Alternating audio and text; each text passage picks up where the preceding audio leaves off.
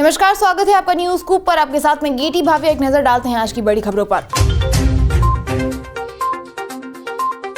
सरकार में शिवसेना की ताकत कम करने के लिए काम कर रही है बीजेपी। नाराज एकनाथ शिंदे ने टाला दिल्ली दौरा। महाराष्ट्र चुनाव के बाद मुख्यमंत्री पद पर मचे घमासान के बाद अब महायुति में विभागों के आवंटन पर भी तकरार जारी है। मंत्रिमंडल विस्तार से पहले प्रमुख विभागों के आवंटन से नाराज उप मुख्यमंत्री एकनाथ शिंदे बुधवार को नई दिल्ली नहीं आए। वहीं मुख्यमंत्री देवेंद्र फडणवीस और उप मुख्यमंत्री अजीत पवार बुधवार दोपहर राष्ट्रीय राजधानी पहुंचे।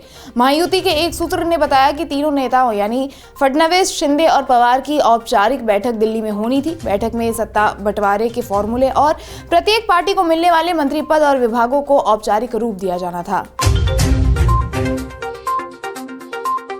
दिल्ली में नहीं लागू हो पाएगी महिलाओं को हर महीने 1000 देने वाली स्कीम। फाइनेंस डिपार्टमेंट ने बताया जोखिम भरा स्कीम। दिल्ली में पूर्व सीएम अरविंद केजरीवाल और आप सरकार ने ये ऐलान किया था कि महिलाओं को हर महीने 1000 रुपए दिए जाएंगे। वहीं अब इस स्कीम को लागू करने में सरकार को अड़चनों का सामना करना पड़ रहा है। मुख्यमंत्री महिला सम्मान के तौर पर पेश की गई इस योजना लागू होने पर संशय है, क्योंकि वित्त विभाग ने इसे दिल्ली सरकार की आर्थिक स्थिति के लिहाज से जोखिम भरा बता दिया है।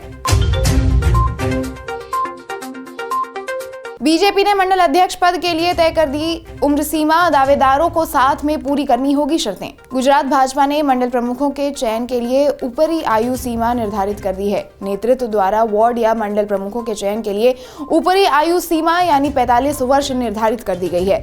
पार्टी के इस फैसले से उन लोगों को असहजता पैदा हो गई है जिन्होंने सालों तक पार्टी की सेवा की और अब आयु ज्यादा होने के कारण कुछ पद पर नहीं आ पाएंगे। आईजीआई एयरपोर्ट के मुकाबले नोएडा हवाई अड्डे से सस्ता हो सकता है फ्लाइट का किराया। ग्रेटर नोएडा के पास जेवर में एयरपोर्ट तैयार हो चुका है। नोएडा इंटरनेशनल एयरपोर्ट पर इंडिया के विमान का सही तरीके से ट्रायल भी हो गया है। इंडिया का विमान इंदिरा गांधी इंटरनेशनल एयरपोर्ट से जेवर एयरपोर्ट तक 10 मिनट में पहुंचा। अब यात्रियों के लिए एक खुशखबरी ये है कि नोएडा इंटरनेशनल एयरपोर्ट से उड़ान भरने वाली फ्लाइट का किराया दिल्ली एयरपोर्ट के मुकाबले सस्ता हो सकता है। पश्चिम बंगाल में जगन्नाथ मंदिर बन रहा। बीजेपी ममता सरकार पर भड़क रही है। पश्चिम बंगाल के दीघा में बन रहे जगन्नाथ मंदिर को लेकर विपक्ष राज्य सरकार को घेर रहा है। राज्य विधानसभा में विपक्ष के नेता और बीजेपी विधायक शुभेंदु अधिकारी ने कहा कि सरकारी पैसे का इस्तेमाल किसी धार्मिक स्थल के निर्माण के लिए नहीं किया जा सकता। उन्होंने इसे जगन्नाथ मंदिर कहे जाने पर भी सवाल उठाया है। 11 दिसंबर को राज्य की मुख्यमंत्री ममता बनर्जी ने घोषणा की, इस मंदिर का उद्घाटन अगले साल अक्षय तृतीया के मौके पर किया जाएगा। अमेरिका ने खालिस्तानी पन्नू की बैंक डिटेल और नंबर देने से किया इनकार। मोगा डीसी ऑफिस बिल्डिंग से जुड़ा है मामला। सिख फॉर जस्टिस का संस्थापक गुरपतवंत सिंह पन्नू भारत के खिलाफ लगातार जहर उगलता रहा है। वहीं अब अमेरिका के पुलिस अधिकारी ने एसएफजी चीफ और खालिस्तानी आतंकवादी गुरपतवंत सिंह पन्नू की बैंक डिटेल और फोन नंबर की जानकारी देने से मना कर दिया है। एसएफजी भारत में बैन है। ये मामला 2020 में पंजाब के मोगा में जिला प्रशासन परिसर के ऊपर तथा कथित खालिस्तानी झंडा फहराने से संबंधित है। ये कथित तौर पर पन्नू के इशारे पर किया गया था। चिन्मय दास की जमानत याचिका पर तुरंत सुनवाई से कोर्ट ने किया इनकार। एडवांस हियरिंग की थी अपील। बांग्लादेश की एक अदालत ने इस्कॉन से जुड़े धर्मगुरु चिन्मय कृष्णदास की जमानत याचिका पर अग्रिम सुनवाई करने से इनकार कर दिया है। बांग्लादेश में उन पर देशद्रोह का चार्ज लगाया गया है।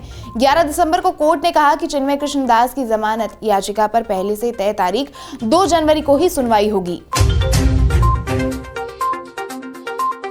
आतंकी पन्नू से जुड़ी जानकारी देने से अमेरिका ने किया इनकार। भारत ने खालिस्तानी झंडा फहराने से जुड़ा था मामला। अमेरिका के पुलिस अधिकारी ने खालिस्तानी आतंकी पन्नू से जुड़ी जानकारी देने से मना कर दिया है। खबर के मुताबिक राष्ट्रीय जांच एजेंसी एनआईए ने गुरपतवंत सिंह पन्नू से जुड़े बैंक अकाउंट्स और फोन नंबर की डिटेल्स मांगी थी, जिसे अमेरिकी अधिकारी ने कानून का हवाला देते हुए सौंपने से मना कर दिया। मामला 2020 का है, जब पंजाब के मोगा में जिला प्रशासन कॉम्पनसेशन के ऊपर तथाकथित खालिस्तानी झंडा फहराया गया था। आरोप है कि ऐसा आतंकी पन्नू के इशारे पर किया गया था। प्राइवेट सेक्टर को जमकर हो रहा मुनाफा, फिर भी नहीं बढ़ी कर्मचारियों की सैलरी। हाल ही में सामने आई जुलाई से सितंबर तक की जीडीपी के आंकड़ों ने केंद्र सरकार को चिंता में डाल दिया है। इस तिमाही में जीडीपी महज 5.4% रही। इस मामले में नीति निर्माताओं ने ये चिंता बढ़ाई है कि पिछले 4 साल में 4 गुना से ज्यादा के इजाफा के बावजूद कॉर्पोरेट्स में सैलरी में उस स्तर से बढ़ोतरी नहीं हुई है। कॉर्पोरेट बोर्डरूम और प्रमुख आर्थिक मंत्रालयों के बीच प्राइवेट कर्मचारियों की सैलरी को लेकर काफी चर्चा है। ये चर्चा इसीलिए है क्योंकि FICCI और क्वेस्ट कॉर्पोरेट लिमिटेड द्वारा सरकार के लिए तैयार की गई रिपोर्ट में निजी कंपनियों के मुनाफे और कर्मचारियों की सैलरी को लेकर चौंकाने वाली बात सामने आई है।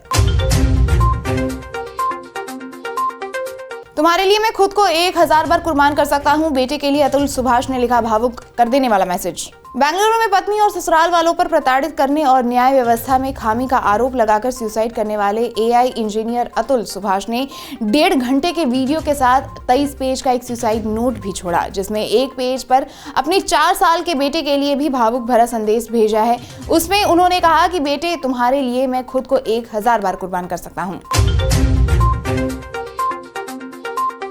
तो ये थी अब तक की बड़ी खबरें। बाकी देश दुनिया की तमाम खबरों को देखने के लिए न्यूज़ ग्रुप को लाइक और सब्सक्राइब करें, वीडियोस को शेयर करें और नोटिफिकेशन के लिए बेल आइकन को प्रेस करना बिल्कुल ना भूलें। धन्यवाद।